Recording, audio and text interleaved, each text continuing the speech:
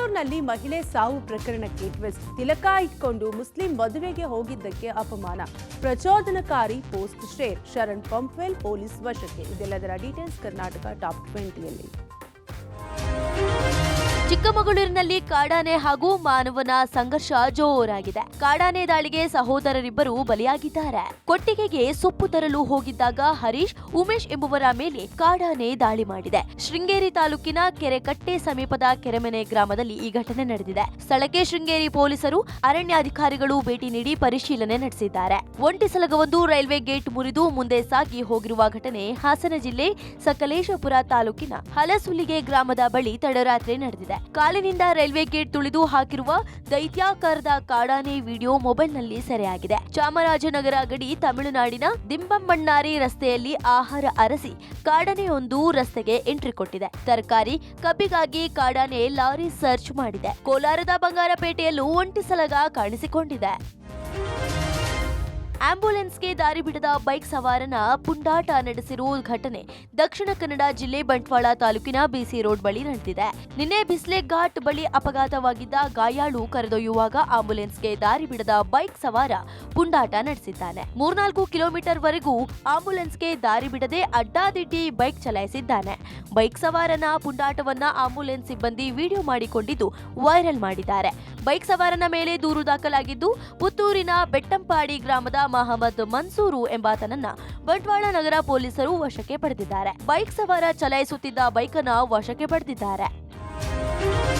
ಬೆಂಗಳೂರಿನ ಸುಬ್ರಹ್ಮಣ್ಯಪುರ ಪೊಲೀಸ್ ಠಾಣಾ ವ್ಯಾಪ್ತಿಯ ಉತ್ತರಹಳ್ಳಿಯಲ್ಲಿ ಅಕ್ಟೋಬರ್ 25ರಂದು ನಡೆದಿದ್ದ ಮಹಿಳೆಯ ಅಸಹಜ ಸಾವು ಪ್ರಕರಣಕ್ಕೆ ಈಗ ಸ್ಫೋಟಕ ತಿರುವು ದೊರೆತಿದೆ. 34 ವರ್ಷದ ನೇತ್ರಾವತಿ ಎಂಬ ಮಹಿಳೆಯ ಅಪ್ರಾಪ್ತ ಮಗಳು, ಆಕೆಯ ಪ್ರಿಯಕರ ಹಾಗೂ ಆತನ ಸ್ನೇಹಿತರೇ ಕೊಲೆ ಮಾಡಿರೋದು ಬಹಿರಂಗವಾಗಿದೆ. ಎಸ್ಎಸ್ಎಲ್ಸಿ ಫೇಲ್ ಆಗಿದ್ದ ನೇತ್ರಾವತಿಯ ಮಗಳು ಒಬ್ಬ ಯುವಕನನ್ನ ಪ್ರೀತಿ ಮಾಡ್ತಿದ್ಲು. ಮನೆಯಲ್ಲಿ ನೇತ್ರಾವತಿ ಇಲ್ಲದಾಗ ಆಗಾಗ ಯುವಕ ಬಂದು ಹೋಗ್ತಾ ಇದ್ದ. ಇದನ್ನ ಪ್ರಶ್ನೆ ಮಾಡಿದ್ರು. ಪೊಲೀಸರಿಗೆ ಕರೆ ಮಾಡೋದಾಗಿ ಹೇಳಿದ್ದಕ್ಕೆ ಕೋಪಗೊಂಡಿದ್ದ ನೇತ್ರಾವತಿ ಹಾಗೂ ಪ್ರಿಯಕರನ 3 ಸ್ನೇಹಿತರು ಸೇರಿ ಉಸಿರುಗಟ್ಟಿಸಿ ಕೊಲೆ ಮಾಡಿ ಬಳಿಕ ನೇಣಿಗೆ ಹಾಕಿದ್ದಾರೆ. ಮರುದಿನ ನೇತ್ರಾವತಿ ಶವ ಪತ್ತೆಯಾದ ನಂತರ ಪೊಲೀಸರು ಪ್ರಾಥಮಿಕವಾಗಿ ಅಸಹಜ ಸಾವು ಪ್ರಕರಣ ದಾಖಲಿಸಿದ್ರು. ತಾಯಿ ಸಾವಿನ ಬಳಿಕ ಮಗಳು 2 ದಿನ ಕಾಣೆಯಾಗಿದ್ದು, ಮೃತಳ ಅಕ್ಕ ಅನಿತಾ ಮಗಳ ಮೇಲೆ ಅನುಮಾನ ವ್ಯಕ್ತಪಡಿಸಿ ದೂರು ದಾಖಲಿಸಿದ್ರು. ಬಳಿಕ ಪೊಲೀಸರು ಮಗಳ ಪ್ರಿಯಕರನನ್ನ ವಶಕ್ಕೆ ಪಡೆದು ವಿಚಾರಣೆ ನಡೆಸಿದ್ದಾರೆ. ಆಗ ಆತ ಕೊಲೆ ಮಾಡಿದ್ದಾಗಿ ಒಪ್ಪಿಕೊಂಡಿದ್ದಾನೆ. ಪ್ರಸ್ತುತ ಸುಬ್ರಹ್ಮಣ್ಯಪುರ ಪೊಲೀಸರು 5ರನ್ನ ವಶಕ್ಕೆ ಪಡೆದು ವಿಚಾರಣೆ ಮುಂದುವರೆಸಿದ್ದಾರೆ.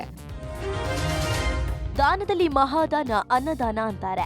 ಒಂದೊಂದು ಅಗುಳಿನಲ್ಲಿಯೂ ಅವರವರ ಹೆಸರು ಬರೆದಿರುತ್ತೆ ಅಂತಾರೆ.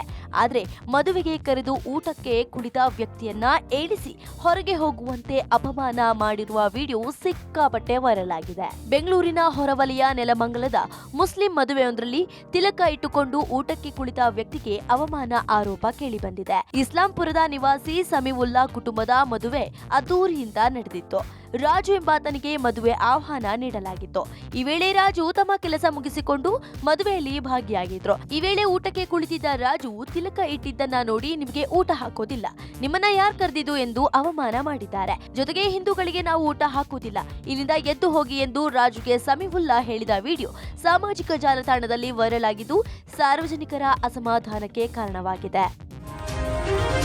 ಸಾಮಾಜಿಕ ಜಾಲತಾಣದಲ್ಲಿ ಪ್ರಚೋದನಕಾರಿ ಪೋಸ್ಟ್ ಶೇರ್ ಮಾಡಿರುವ ಆರೋಪದ ಮೇಲೆ ವಿಶ್ವ ಹಿಂದೂ ಪರಿಷತ್ನ ಶರಣ್ ಪಂಪ್ವೆಲ್ ವಿರುದ್ಧ ಪ್ರಕರಣ ದಾಖಲಾಗಿದೆ. ಮಂಗಳೂರಿನ ಕದ್ರಿ ಠಾಣೆ ಪೊಲೀಸರು ಶರಣ್ ಪಂಪ್ವೆಲ್ ರನ್ನ ವಶಕ್ಕೆ ಪಡೆದಿದ್ದಾರೆ. ಆರ್ಎಸ್ಎಸ್ ಮುಖಂಡರೊಬ್ಬರ ಭಾಷಣದ ವಿಡಿಯೋ ಶೇರ್ ಮಾಡಿದ್ದಾರೆ ಎನ್ನಲಾಗಿದ್ದು, ಶರಣ್ ಪಂಪ್ವೆಲ್ ವಿರುದ್ಧ ಎಫ್ಐಆರ್ ದಾಖಲಿಸಿ ಪೊಲೀಸರು ವಶಕ್ಕೆ ಪಡೆದಿದ್ದಾರೆ. ಇನ್ನು ಯಾವುದೇ ನೋಟಿಸ್ ನೀಡದೆ ಕರೆದುಕೊಂಡು ಬಂದ ಆರೋಪದ ಹಿನ್ನೆಲೆ ಕದ್ರಿ ಪೊಲೀಸ್ ಠಾಣೆಗೆ ಬಿಜೆಪಿ ಶಾಸಕ ವೇದವ್ಯಾಸ ಕಾಮತ್, ಬಿಜೆಪಿ ಜಿಲ್ಲಾಧ್ಯಕ್ಷ ಸತೀಶ್ ಕುಂಪಲ ಭೇಟಿ ನೀಡಿದ್ರು. ಪೊಲೀಸರ ಜೊತೆ ಮಾತುಕತೆ ನಡೆಸಿದ್ರು. ಇನ್ನು ಕದ್ರಿ ಪೊಲೀಸ್ ಠಾಣೆ ಮುಂಭಾಗ ಶರಣ್ ಪಂಪ್ವೆಲ್ ಆಕ್ರೋಶ ವ್ಯಕ್ತಪಡಿಸಿದ್ರು. ಸಾಮಾಜಿಕ ಮುಖಂಡನಾಗಿ ಸಮಾಜದ ಆಗು ಹೋಗುಗಳ ಬಗ್ಗೆ ಪ್ರತಿಕ್ರಿಯೆ ನೀಡಿದ್ದೆ, ಆದ್ರೆ ನೋಟಿಸ್ ಕೊಟ್ಟು ಅರೆಸ್ಟ್ ಮಾಡುವ ಬದಲು ಬೇರೆ ಬೇರೆ ವರ್ತನೆ ತೋರಿದ್ದಾರೆ ಅಂತ ಆಕ್ರೋಶ ವ್ಯಕ್ತಪಡಿಸಿದ್ರು.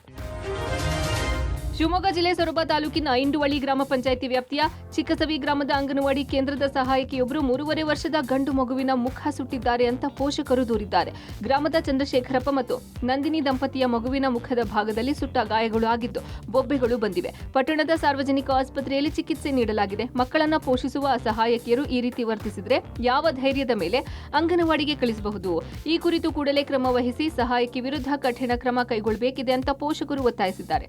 ಅಂಗನವಾಡಿ ಸಹಾಯಕಿ ಹೇಮಾವತಿ ಅನ್ನೋರ ವಿರುದ್ಧ ಮಹಿಳಾ ಮತ್ತು ಮಕ್ಕಳ ಅಭಿವೃದ್ಧಿ ಇಲಾಖೆಯ ಶಿಶು ಅಭಿವೃದ್ಧಿ ಯೋಜನಾಧಿಕಾರಿಯವರಿಗೆ ಪೋಷಕರು ದೂರು ನೀಡಿದ್ದು ಕ್ರಮ ಕೈಗೊಳ್ಳುವುದಾಗಿ ಅಧಿಕಾರಿಗಳು ತಿಳಿಸಿದ್ದಾರೆ. ಬಿಹಾರ ಮೊದಲ ಹಂತದ ಚುನಾವಣೆಗೆ 1 ವಾರ ಬಾಕಿ ಇರುವಂತೆಯೇ ಎನ್ಡಿಎ ಪ್ರಣಾಳಿಕೆ ಬಿಡುಗಡೆ ಮಾಡಿದೆ. 1 ಕೋಟಿ ಯುವಕರಿಗೆ ಉದ್ಯೋಗ, 1 ಕೋಟಿ ಲಕ್ಷಪತಿ ದೀದಿ, ಉಚಿತ ಶಿಕ್ಷಣ, ಮೂಲಸೌಕರ್ಯ ಅಭಿವೃದ್ಧಿ ಭರವಸೆ ನೀಡಿದೆ. 4 ನಗರಗಳಲ್ಲಿ ಮೆಟ್ರೋ ರೈಲು ಸೇವೆಗಳು ಮತ್ತು 7 ಅಂತಾರಾಷ್ಟ್ರೀಯ ವಿಮಾನ ನಿಲ್ದಾಣ, 7 ಎಕ್ಸ್‌ಪ್ರೆಸ್ ವೇಗಳು, 10 ಕೈಗಾರಿಕಾ ಪಾರ್ಕ್ಗಳು, ಕೆಜಿಯಿಂದ ಪಿಜಿವರೆಗೆ ಗುಣಮಟ್ಟದ ಉಚಿತ ಶಿಕ್ಷಣ ಮತ್ತು ಉನ್ನತ ಶಿಕ್ಷಣವನ್ನು ಪಡೆಯುತ್ತಿರುವ ಎಸ್ಸಿ ವಿದ್ಯಾರ್ಥಿಗಳಿಗೆ ತಿಂಗಳಿಗೆ 2,000 ರೂಪಾಯಿ ನೆರವು ನೀಡುವುದಾಗಿ ಪ್ರಣಾಳಿಕೆಯಲ್ಲಿ ಹೇಳಿದೆ. ವಿಶ್ವ ದರ್ಜೆಯ ವೈದ್ಯಕೀಯ ಕೇಂದ್ರ, ಪ್ರತಿ ಜಿಲ್ಲೆಯಲ್ಲಿ 1 ವೈದ್ಯಕೀಯ ಕಾಲೇಜು, ಉಚಿತ ಪಡಿತರ, 5 ಲಕ್ಷ ರೂಪಾಯಿ ಮೌಲ್ಯದ ಉಚಿತ ಚಿಕಿತ್ಸೆ ಮತ್ತು 50 ಲಕ್ಷಕ್ಕೂ ಹೆಚ್ಚು ಮನೆಗಳನ್ನು ಸ್ಥಾಪಿಸುವುದಾಗಿ 69 ಪುಟಗಳ ಪ್ರಣಾಳಿಕೆಯಲ್ಲಿ ತಿಳಿಸಿದೆ. ಬಿಹಾರ ಮುಖ್ಯಮಂತ್ರಿ ನಿತೀಶ್ ಕುಮಾರ್, ಉಪಮುಖ್ಯಮಂತ್ರಿ ಸಾಮ್ರಾಟ್ ಚೌಧರಿ, ಬಿಜೆಪಿ ಅಧ್ಯಕ್ಷ ಜೆಪಿ ನಡ್ಡಾ, ಕೇಂದ್ರ ಸಚಿವರಾದ ಧರ್ಮೇಂದ್ರ ಪ್ರಧಾನ್, ಜಿತನ್ ರಾಮ್ ಮಾಂಝಿ, ಚಿರಾಗ್ ಪಾಸ್ವಾನ್ ಮತ್ತು ಮೈತ್ರಿಕೂಟದ ಇತರ ಪಕ್ಷಗಳ ನಾಯಕರು ಒಟ್ಟಾಗಿ ಪ್ರಣಾಳಿಕೆ ಬಿಡುಗಡೆ ಮಾಡಿದ್ರು.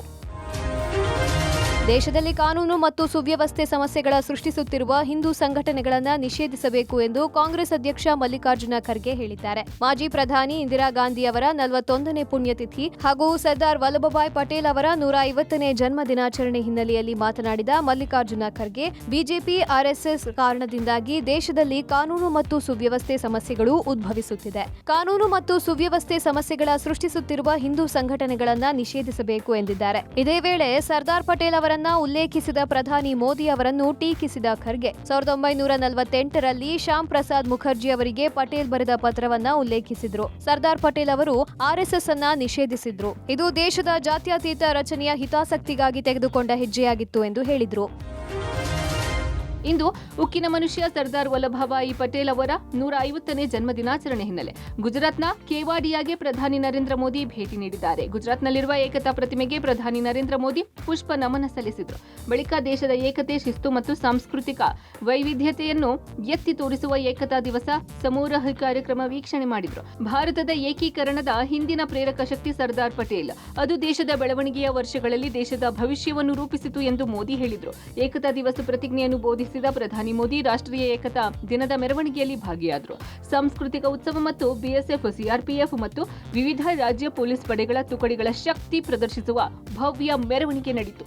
ಈ ವರ್ಷ ಗಣರಾಜ್ಯೋತ್ಸವದ ಮೆರವಣಿಗೆಯ ಮಾದರಿಯಲ್ಲಿ ಮೆರವಣಿಗೆ ವಿಶೇಷವಾಗಿತ್ತು.